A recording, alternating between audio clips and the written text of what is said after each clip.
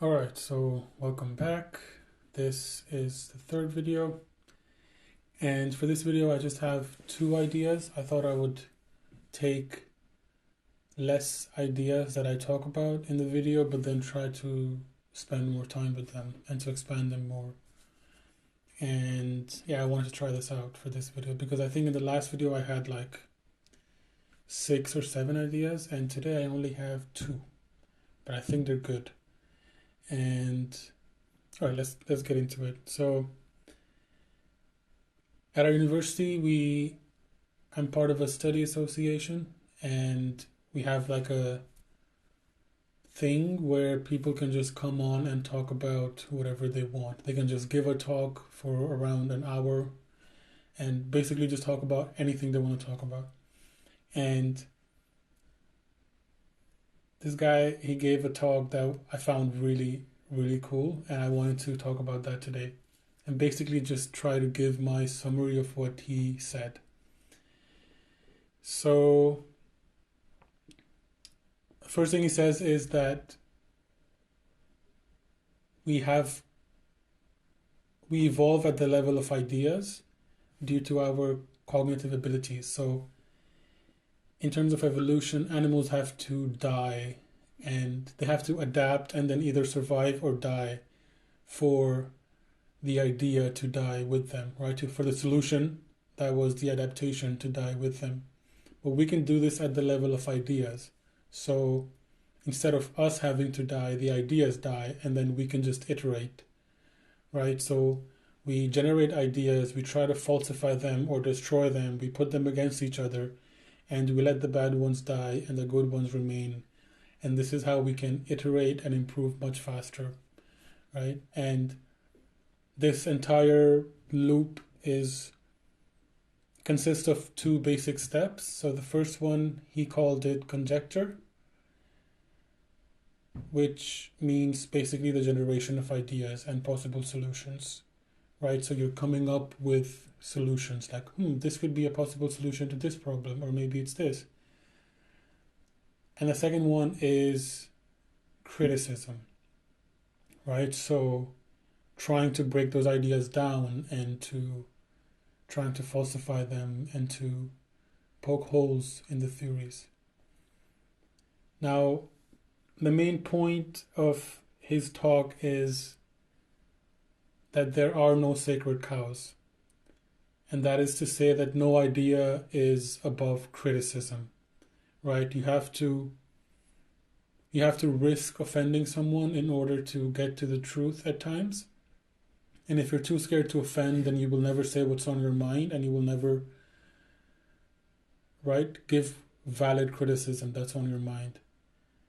And another way to look at it is like an argument between two people is not person A versus person B. It's more like person A and B against the falsehood, right? And to figure out together while being in pursuit of the truth, right? So you're against the bad ideas while you're trying to move closer to the good ones. And that's basically his argument, his idea, and that it should be possible to criticize every idea ever. Like there are no ideas that are above criticism, and of course it should be in good faith, right? So you're not just trying to offend someone for no reason. You're not just like you're being actually constructive about it. So you're giving good criticism. You're trying to, right. So it's in good faith. You're not just your intention is not just to insult for no reason. So provided it's in good faith, I think it's a really really important idea that everything is worth that nothing is above criticism basically, right? And he also said that everything we take for granted around us is a result of conjecture and criticism. And if you take away the ability to criticize, you're risking progress as we know it. And yeah, this happens a lot in religious context as well. As someone who is religious and believes in God, I would say that this happens a lot in religious places. I'm sure it happens in other places as well, but based on my experience, I've seen this a lot with people who call themselves religious, which I think is just right. The fact that you cannot question an idea and that you're not going to use your faculty of reasoning to think and to just, as soon as you raise a question, it's somehow bad. I think that is something that definitely it's a very big risk towards progress. And yeah, I don't know. I just really liked it. I thought he presented it really well, and it was a good reminder because intuitively, I guess it makes sense. You could say, okay, yeah, you should criticize things, but yeah, I think it's a good reminder to remind yourself and to remember that nothing is above criticism, and you should be okay with that, right? You should, if you really think you're right, then why would you be afraid of someone else criticizing what you believe in? Again, provided it's in good faith, right? Be respectful. But I mean, if you really think you have the truth figured out, why would you be afraid of criticism, right? So, yeah, that was the first point. I really liked it. And the second one is this quote that I found today. And I almost cried. I thought it was really nice. And I'd never read it before. So it says, "There is no remedy for love but to love more."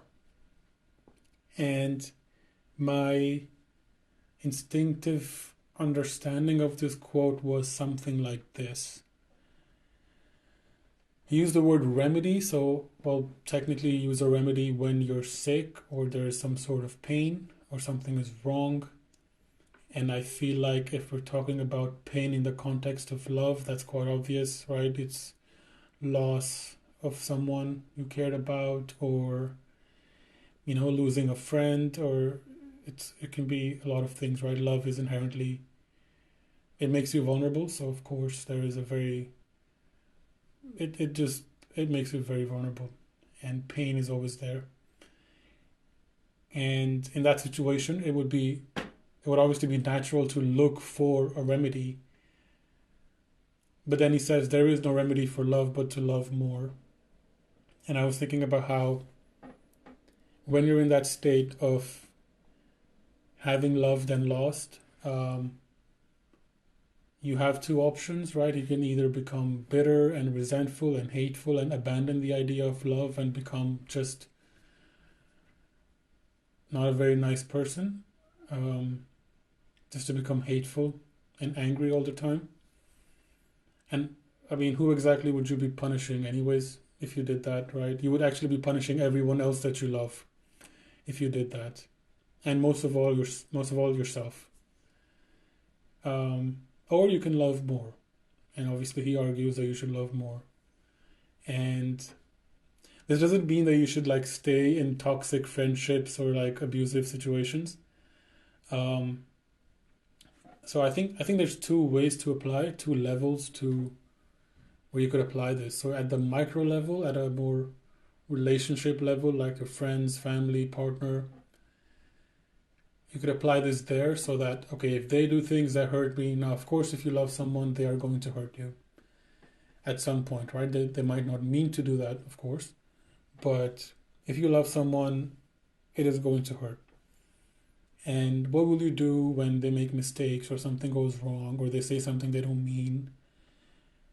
You can love more, right? You can choose to remain kind and calm and soft and be there for them and just give them more love. That sounds like a good idea, I think. I think that would be very healing for the relationship itself. But I think we can also apply this at like a macro level at a much greater scale, right? To think of it as life just hurts. Being alive hurts, right? Life breaks you down exactly where it hurts the most. And then you're there searching for a remedy, looking for a solution. And A possible idea, again, is that in that situation, when life itself has been cruel to you, that you love more, that you have the courage to care, to be kind, to strangers, to your co-workers, to your family, your community, anyone you meet, anyone you encounter. That's where you can start, right? Everyone who is around you in your circle of effect, right? Anything that you could possibly affect. Um, and I think it's more like a state of being at that sense, right? To love. I think it doesn't necessarily have to mean like one person or something. I think it's more like a that's why I like the phrase to move with love. I think that is a good way to put it. And I have also realized that once your heart opens up to love, there is no going back. You can't really go back to the person you were before you had love. It's like it increases you or it expands you in a way to from where there's no going back. Like you just feel like it feels, at least for me, right? So it feels like you're coming out of a shell and now everything is just so much more real, right? So pain hurts more, um, but the good things feel better. Everything is just more. I don't know how to explain it. It just feels like you're more sensitive to things, right? So you're also sensitive to good things, like, um, but also to pain. It just feels like you've just increased in sensitivity or something, right? It's like it's like being locked in a room and all you hear are like faint sounds outside, and then you actually go outside and then you get to hear everything clearly and you feel and you see. I think it's something like that. Um, and I don't really see how you can actually go back to the room, right? How you can go back to the state of not feeling. I think the only thing you can do is numb it down, maybe. Um, and that is something people do, and it feels like a solution sometimes. But I think it takes real courage to feel the wound without turning towards distraction or without resorting to numbness. And yeah, I think you just take more of what hurts. You take more of the thing that got you outside, right? That took you from being in your shell and now being outside and feeling everything at a much greater depth. I think you just take more of that thing. And that's why I just really liked this quote because it just said, okay, the solution is to love more. And yeah, I wanted to end on this. I saw this on Instagram. I thought it was really sweet. I thought it was really nice. And I thought I could share this as well. And it says, did I offer peace today? Did I bring a smile to someone's face? Did I say words of healing? Did I let go of my anger and resentment? Did I forgive? Did I love? These are the real questions. And I saw a comment underneath this. I thought it was really sweet. And I don't know who this person is. And they just said, yes, yes, yes, no, no, yes. I'll try again tomorrow. Thank you for watching. Take care of yourself. And I hope we can all try again tomorrow.